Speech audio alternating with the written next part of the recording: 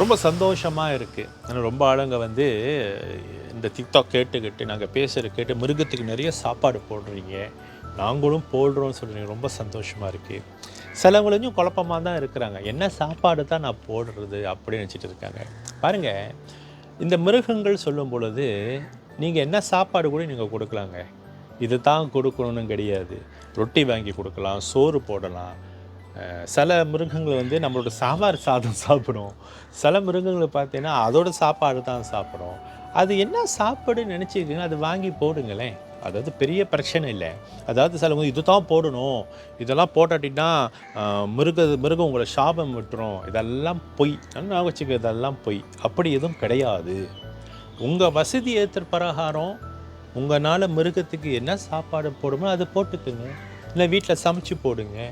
ஏன்னா பாதி பாதி மிருகங்கள்லாம் பார்க்கும் பொழுது கவிச்சு சாப்பிட்றது, மாமிசம் சாப்பிட்ற மிருகங்கள் தான். அப்படி இருக்கும் பொழுது அதை சமைச்சு போடுங்க.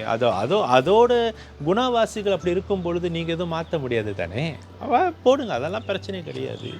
ரொட்டி போடலாம், சோளம் போடலாம், நாய்களுக்கு அதோட சோறு போடலாம், குருவிகளும் சோறு சாப்பிட்றது, இதெல்லாம் போடுங்க.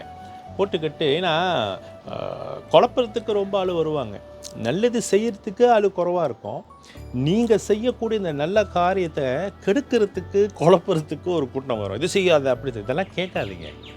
நான் எப்பளும் ஒன்று சொல்லுவேன், சேவை செய்கிறீங்களா, நல்லது செய்கிறீங்களா, செவடாக இருங்க.